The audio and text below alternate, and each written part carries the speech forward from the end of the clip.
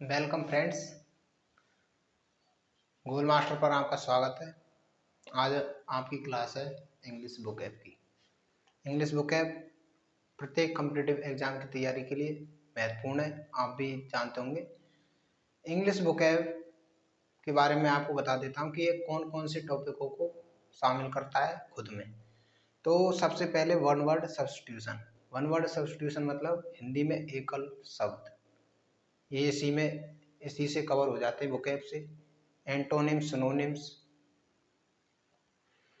Vocab English के लिए इतनी महत्वपूर्ण है प्रत्येक कॉम्पिटिटिव एग्जाम के लिए।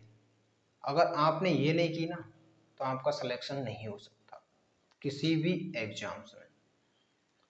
तो भाई वोकैब को बड़े ध्यान से और गौर से देखना है। प्रत्येक वर्ड को अपनी कॉपी में टाइप करते रहना है। अगर कोई वर्ड समझ में ना आए तो कमेंट बॉक्स में ज़रूर बता देना। अगली वीडियो में मैं आपके उस डाउट को क्लियर करूँगा। ओके। और मुझसे जितना होगा मैं आपको उतनी इंफॉर्मेशन दूंगा। ओके। तो आज पढ़ेंगे हम इंग्लिश वोकैब। एक बात और बता देता हूँ, प्रत्येक कॉम्पिटिटिव एग्जाम में इंग्लिश वोकैब का कम से कम 20 से 30 नंबर का पार्ट होता है प्रत्येक कॉम्पिटिटिव एग्जाम में। और सोच सकते हैं कि आप इंग्लिश वोकैब कितनी इम्पोर्टेंट है प्रत्येक कॉम्पिटिटिव एग्जाम के लिए। तो भाई इंग्लिश वोकैब के प्रत्येक वर्ड को बड़े ध्यान से देखना है आपको। ओके। अब स्टार्ट करते हैं अपनी क्लास।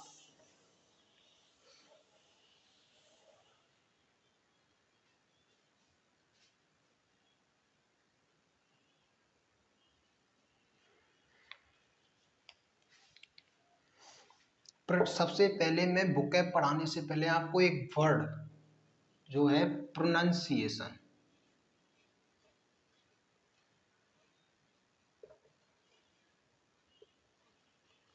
प्रोनाउंसिएशन और प्रोनाउंसिएशन इसका मतलब होता है किसी भी वर्ड को बोलने का तरीका। अगर आपका वर्ड को बोलने का तरीका बेस्ट होगा तो आपकी स्पोकन भी क्या होगी, बेस्ट होगी और सुनने में भी क्या लगेगी, अच्छी लगेगी। तो प्रोनाउंसिएशन किसी भी वर्ड को अच्छे से किस प्रकार बोला जाता है उसको उसी के अनुसार आपको बोलना है। तो प्रोनाउंसिएशन का मतलब होता है बोलने का तरीका। इस पर आपको फोकस देना है अधिक। तो मैं आपको वोकैब रूट मेथड से पढ़ाऊंगा। रूट का मतलब होता है हिंदी में मूल शब्द। और आपको हिंदी में इंफॉर्मेशन दे दूं तो रूट का, अगर हम रूट में उपसर्ग प्रत्यय जोड़ते हैं तो एक नया वर्ड का निर्माण होता है। इसी प्रकार इंग्लिश में अगर रूट वर्ड में हम कोई सफिक्स या प्रोफिक्स जोड़ते हैं तो एक नए वर्ड का निर्माण होता है। वही यहाँ पर वोकैब का रूप ले लेता है। जैसे हमारा फर्स्ट रूट का जो वर्ड है, रूट वर्ड है आज का ग्रेफ या ग्रेफी। आप इसे क्या बोलेंगे, ग्राफ या ग्राफी। पर इसका जो शुद्ध प्रोनाउंसिएशन वो होता है वो है ग्रेफ या ग्रेफी। अब इस पर आधारित मैं आपको कम से कम 15 से 20 वर्ड बताऊंगा बोर्ड पर। प्रत्येक का मीनिंग बताऊंगा, प्रत्येक को बड़े अच्छे से समझाऊंगा। सिर्फ आपको यहाँ पर बोर्ड पर ध्यान देना है और साथ साथ कॉपी करते रहना है। तो ग्रेफ या ग्रेफी से संबंधित आपका पहला वर्ड है कैकोग्राफी। कैकोग्राफी। कैकोग्राफी में कैको अलग होता है और ग्राफी का मतलब अलग होता है। तो कैको का मतलब होता है मैसी, मैसी। और ग्राफी का पहले मैं अलग से यहाँ पर बता देता हूँ कि ग्रेफ या ग्राफी का मतलब क्या होता है। इसका मतलब होता है राइट, किसी चीज को लिखना, रिकॉर्ड, किसी चीज को रिकॉर्ड करना, और किसी चीज का लेखा रखना, अकाउंट।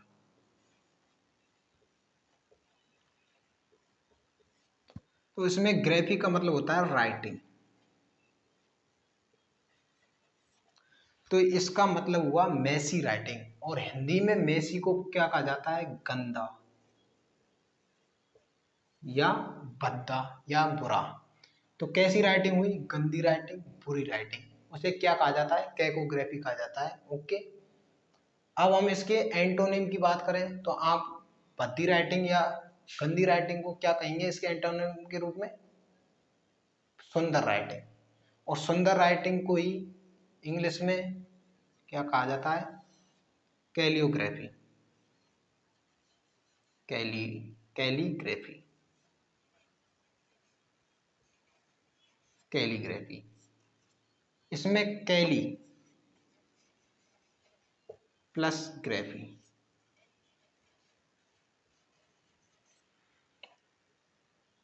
कैली का मतलब होता है सुंदर या ब्यूटीफुल, इसका मतलब होता है ब्यूटीफुल।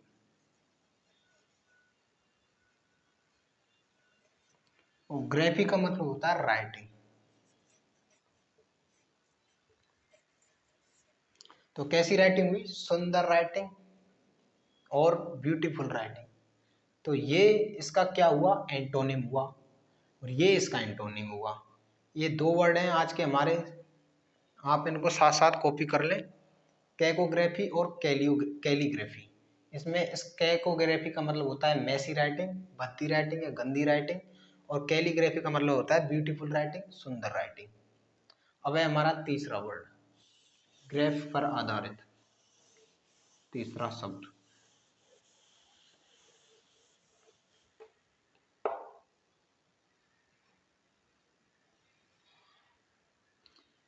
Auto biography.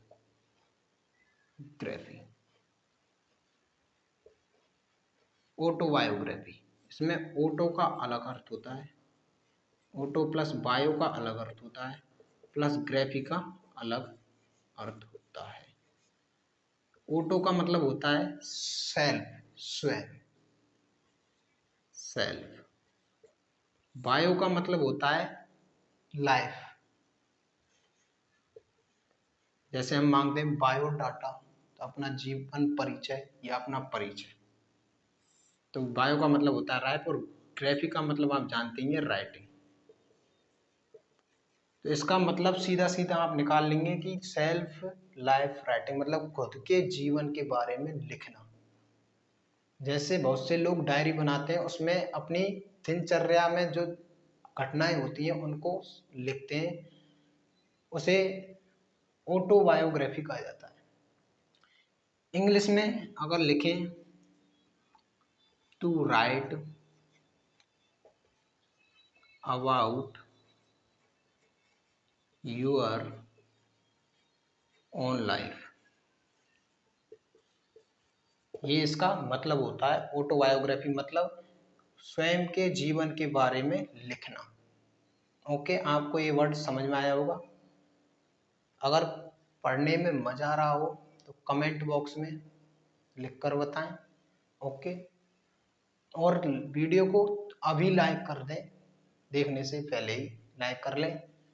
तो हमारा चौथा वर्ड होगा आज का बिब्लियोग्राफी। बिब्लियोग्राफी,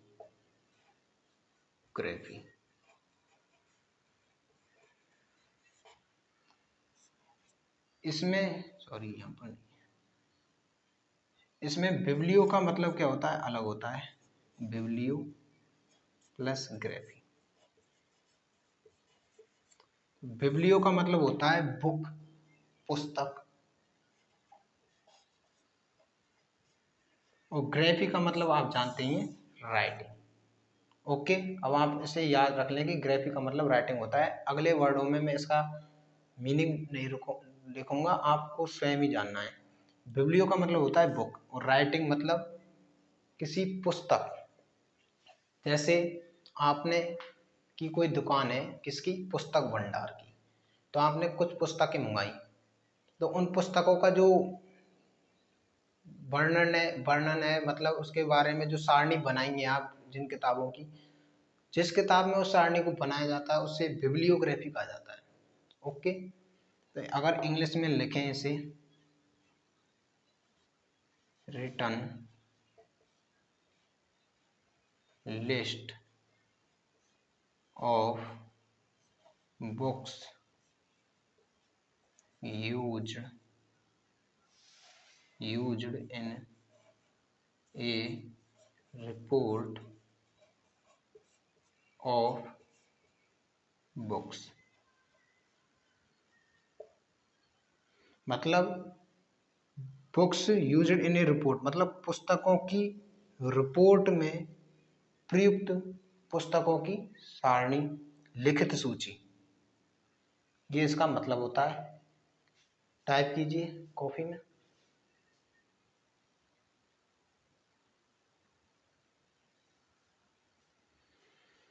लिख लिया होगा। अगला 5वां वर्ड हमारा,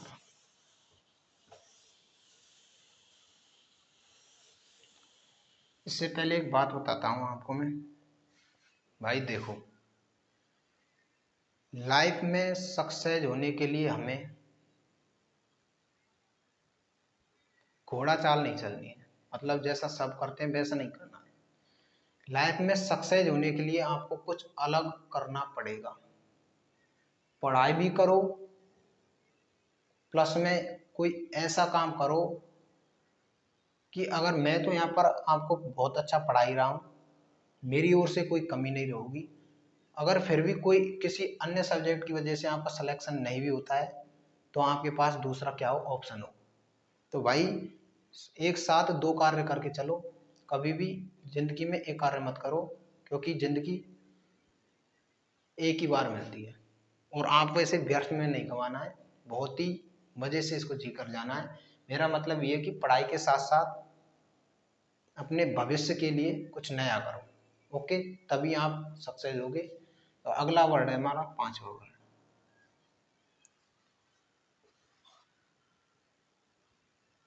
लगता है स्याही भी तो है इसकी। 5वां वर्ड है हमारा डेमोग्राफी। डेमोग्राफी,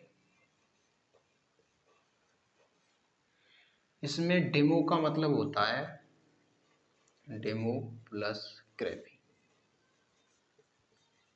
आप इसे वैसे डेमोग्राफी बोलेंगे, पर इसका जो शुद्ध प्रोनाउंसिएशन वो होता है डेमोग्राफी। और डेमो को आप बोलेंगे क्या, पीपल, पीपल्स, आदमी या ह्यूमन, मानव। पीपल या ह्यूमन। और ग्राफी का मतलब आप जानते हैं, राइटिंग। मतलब लोगों के बारे में लिखना, अध्ययन करना।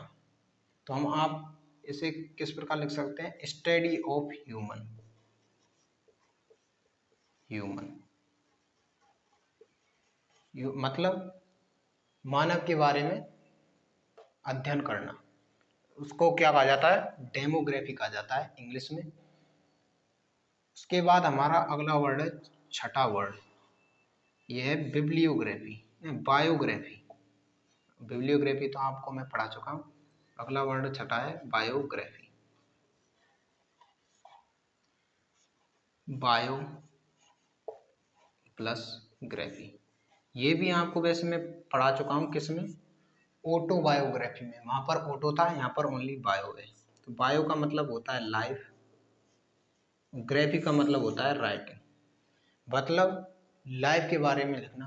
पर आपके नहीं, यहाँ पर सेल्फ राइटिंग नहीं, किसी अन्य के जीवन के बारे में लिखना, जीवन परिचय जैसे कहा जाता है। जैसे कुछ लोग फेमस व्यक्तियों के बारे में लिखते हैं, जैसे हमारे फेमस व्यक्ति हैं अल्बर्ट आइंस्टीन, सारी दुनिया जानती है उनको, तो उनके जीवन परिचय के बारे में लिखना बिब्लियोग्राफी। हमारे missile man sir APJ Abdul Kalam, उनके बारे में लिखना बिब्लियोग्राफी। हमारे संविधान निर्माता Bhimrao Ambedkar sir, doctor Bhimrao Ambedkar sir, biography उनके बारे में लिखना। तो क्या होगा, उसे बायोग्राफी कहा जाएगा। इंग्लिश में क्या कहेंगे इसे, a written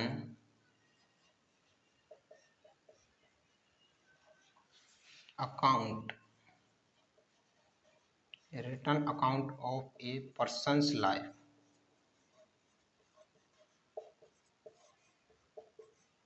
person's life written by someone else,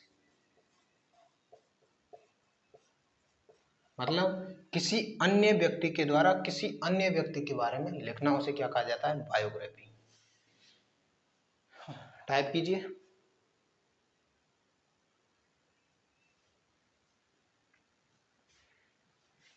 लिख लिया वो।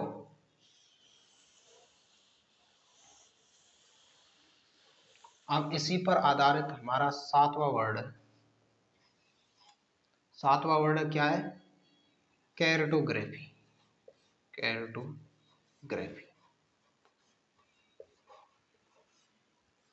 कैरेटो प्लस ग्राफी। इसमें कैरेटो का मतलब होता है मैप, हिंदी में कहें तो नक्शा, मैप। और राइटिंग का मतलब आप जानती हैं क्या? ग्राफी का मतलब होता है राइटिंग, सॉरी मैप, मतलब मैप राइटिंग, जो क्या बनाता है? नक्शे बनाता है। तो नक्शे बनाने की जो कला होती है उसे कैरेटोग्राफी कहा जाता है। और जो नक्शे बनाता है उस कलाकार को क्या कहा जाता है? कैरेटोग्राफर। ओके, तो इसे इस प्रकार लिख सकते हैं, art of making map.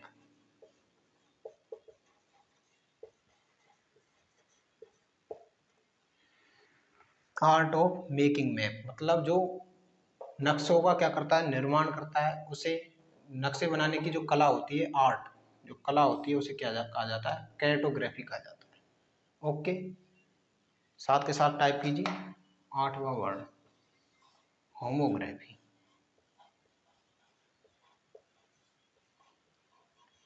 Homography, इसमें होमो का मतलब होता है सेम या समान, और ग्राफी का मतलब आप जानते ही हैं राइटिंग। सेम राइटिंग मतलब जो शब्दों में जो जिनके वर्ड क्या हो, सेम लग रहे हो, पर मीनिंग क्या हो? अलग अलग हो। इंग्लिश में क्या कहेंगे इससे? इंग्लिश में लिखो वर्ड्स विद आइडेंटिकल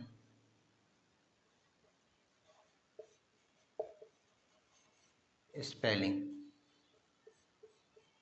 इसका मतलब आइडेंटिकल स्पेलिंग मतलब जो आपको के द्वारा जाने हुए या सेम वर्ड हो, किसी अन्य की राइटिंग से क्या करते हो? मैच करते हो। बट डिफरेंट इन मीनिंग मतलब जिनका अर्थ क्या हो? अलग हो। बट डिफरेंट इन मीनिंग मतलब अगर आप इनसे हिंदी में, शुद्ध हिंदी में बोले, समान बर्तनी, बर्तनी कहा जाता है उस राइटिंग को जो सेम होती है, समान बर्तनी वाले शब्द लेकिन अर्थ में अलग अलग, ये उसका होमोग्राफी कहा जाता है उससे। तो आपको ये वर्ड याद हुआ होगा। अगर कोई वर्ड समझ में ना आए तो कमेंट बॉक्स में ज़रूर बताएं। टाइप कीजिए यहाँ तक।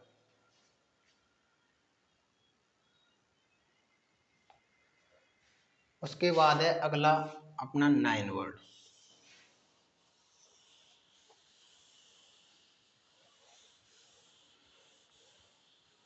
नवा,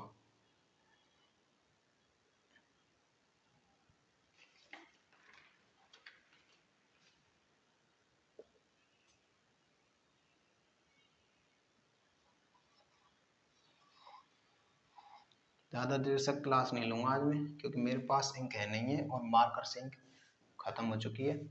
तो नवा वर्ड है हमारा सिस्मोग्राफ।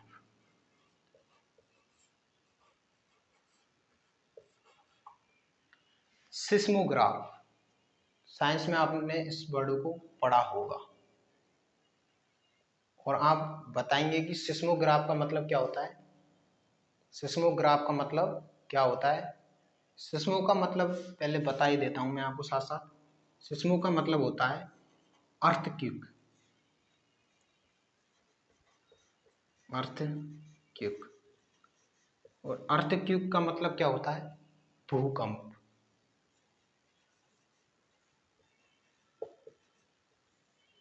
मतलब, और ग्राफ का मतलब आप जानते हैं राइटिंग। तो मतलब जो भूकंप की तीव्रता को क्या करता है, रिकॉर्ड करता है, उसे सिस्मोग्राफ कहा जाता है। भूकंप की तीव्रता को जो रिकॉर्ड करता है उसे सिस्मोग्राफ कहा जाता है। ओके, तो इसे इंग्लिश में कैसे लिखेंगे? An instrument. इंस्ट्रूमेंट मतलब उपकरण, ऐसा उपकरण। An instrument. An instrument which records the intensity। Intensity मतलब होती है तीव्रता। इंटेंसिटी ऑफ, किसकी तीव्रता? अर्थक्वेक।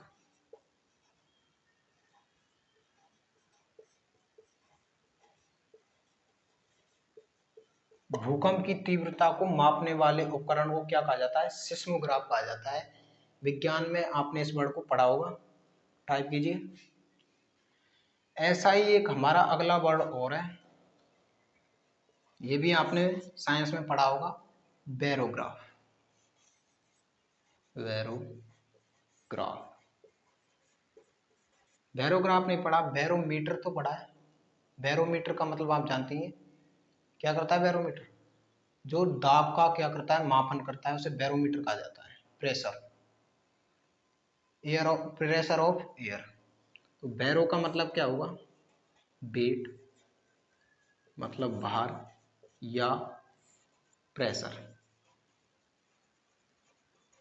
और ग्राफ का मतलब होता है राइटिंग, मतलब जो वेट या राइटिंग, या यहाँ पर हम इसका यूज अब क्या लेंगे? रिकॉर्ड। और यहाँ पर भी ग्राफ का मतलब क्या लेंगे? रिकॉर्ड।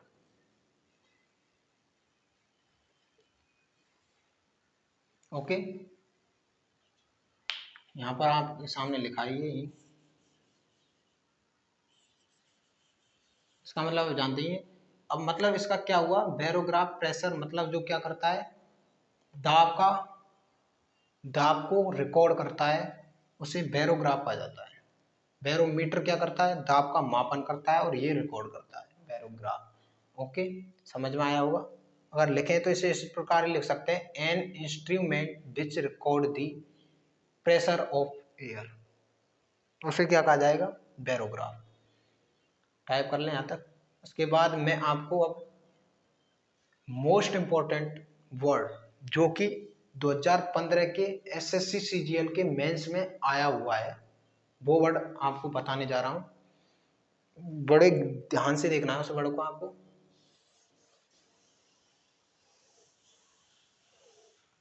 तो वर्ड नंबर 11।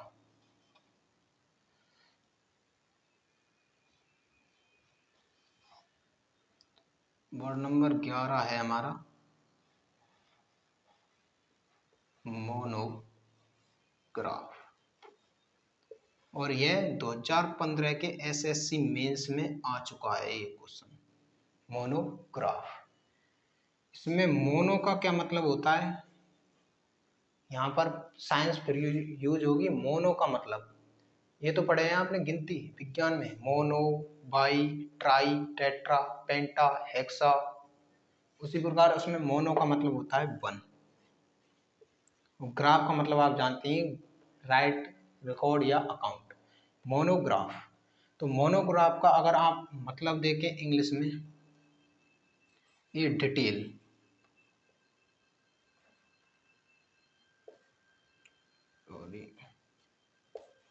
डिटेल, ये detail return study of a single subject.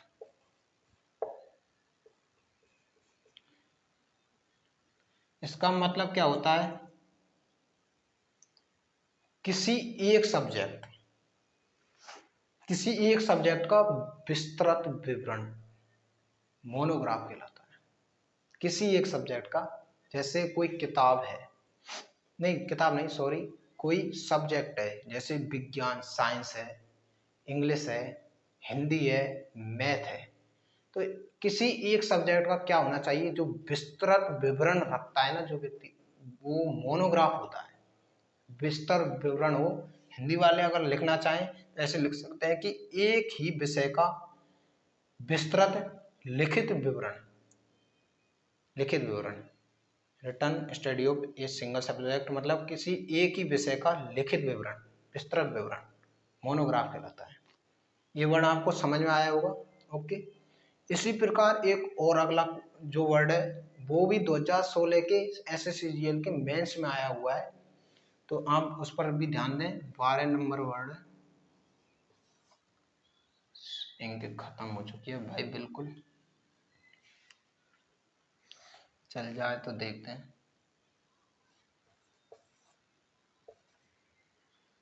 दिखाई दे रहा होगा थोड़ा बहुत सो। एंजियोग्राफी,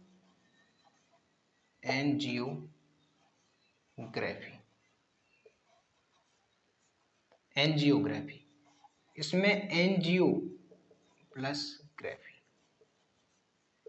एनजीओ का मतलब होता है ब्लड वेसल्स, रक्त की जो वाहिकाएं होती है ना उन्हें कहा जाता है एनजीओ, ब्लड वेसल्स, ब्लड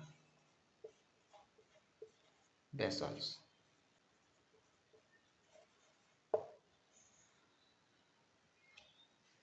मतलब ब्लड वेसल्स का मतलब होता है ब्लड वेसल्स की रक्त वाहिकाओं के बारे में लिखना। तो इसे इंग्लिश में अगर लिखें तो इसे इस प्रकार लिख सकते हैं, ए method of producing image of blood vessels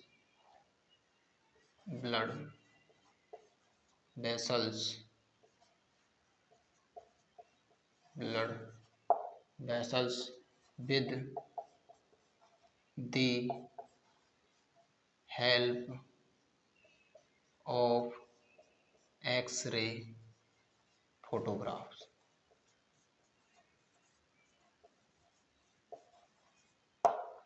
मतलब एक्सरे फोटोग्राफ्स की मदद से ब्लड वेसल्स, रक्त वाहिकाओं के बारे में जानना, उनकी उत्पादन की विधि के बारे में जानना एंजियोग्राफी कहलाता है। अगर हिंदी मीडियम वाले लिख सकें तो इस लाइन को इस प्रकार लिख सकते हैं, हिंदी में इसका ट्रांसलेशन करें तो एक्सरे फोटोग्राफ्स की मदद से रक्त वाहिकाएं, ब्लड वेसल्स, रक्त वाहिकाओं की इमेज, छवि या फोटो के प्रोड्यूसिंग, उत्पादन का मेथड, तरीका या विधि। मतलब एक्सरे तस्वीरों की मदद से ब्लड वाहिकाओं, रक्त वाहिकाओं की छवियों के उत्पादन की विधि एंजियोग्राफी कहलाई जाती है। ये 2016 में आया हुआ है। आई होप आपको बहुत ही अच्छे से ये दोनों वर्ड समझ में आए होंगे, और जहाँ तक हो सके ये वर्ड आता ही रहता है, लगातार आ भी रहा है 2-3 सालों से। इन वर्डों को आप ध्यान से देख लें। अगर कोई दिक्कत आई हो, समझ में नहीं आया हो तो बता देना। एक बार और बता देता हूँ।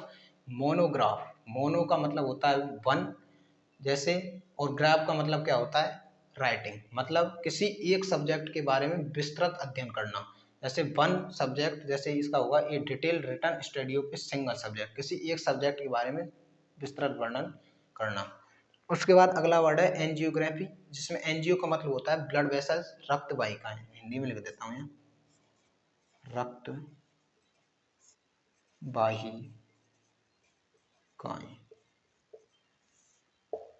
वाहिकाएं। तो a method of producing image of blood vessels with the help of x-ray photographs. मतलब एक्सरे फोटोग्राफ्स की मदद से ब्लड वाहिकाओं की छवियों के उत्पादन का की विधि या तरीका एंजियोग्राफी कहलाता है। ये आपको समझ में आया होगा, टाइप कर लें इनको अच्छे से।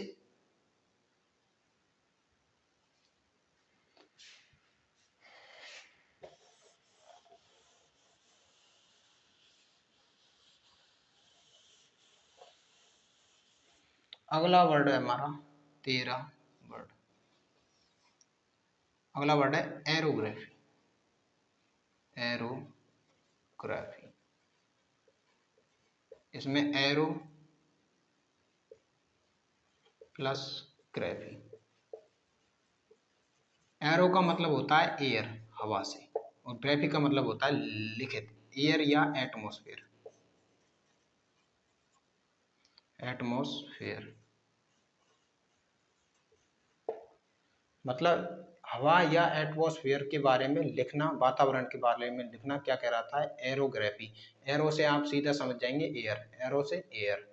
तो इसे इंग्लिश में अगर लिखूं तो क्या होगा? राइटिंग ऑफ एयर और एटमॉस्फेयर क्या कहलाता है? एरोग्राफी कहलाता है। अगला वर्ड है बायो जियोग्राफी। जियोग्राफी तो पढ़ा है, जियोग्राफी का मतलब होता है भूगोल।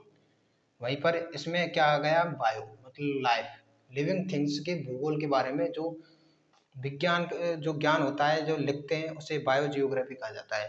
तो इसमें बायो का मतलब तो होता है, इसका मतलब तो होता है लाइफ, जियो का मतलब होता है भूगोल या अर्थ, अर्थ से कर लें, ग्राफी का मतलब होता है राइटिंग। तो क्या हुआ इसका मतलब? लिविंग थिंग्स मतलब जीवित वस्तुओं के बारे में, जो पृथ्वी पर होती हैं उनके बारे में अध्ययन करना बायो जियोग्राफी कहलाता है। अगर इसे इंग्लिश में लिखूं तो study of geography,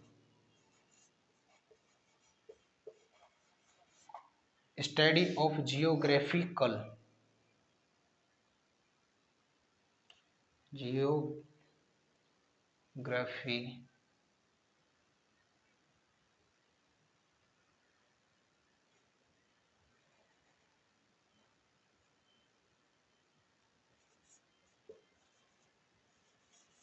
bio geographical distribution, distribution of living things.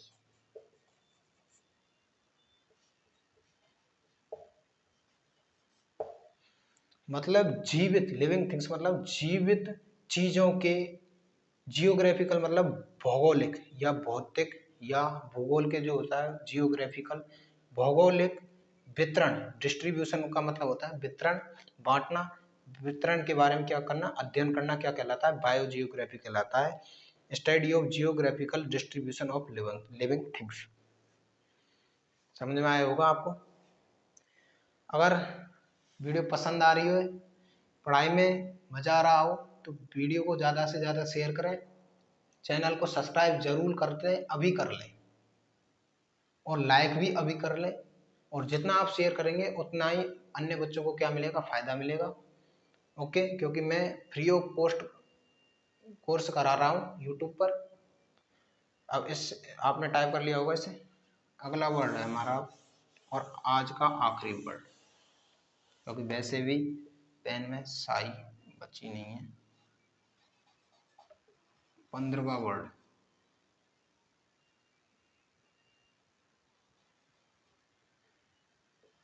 कैरियोग्राफी, sorry choreography, choreography,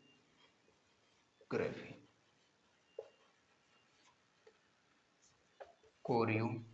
ऐसे बहुत से बच्चे इसे क्या पढ़ेंगे पता है? चैरियोग्राफी। अरे चैरियोग्राफी नहीं है, कोरियोग्राफी बोलेगा, कोरियोग्राफी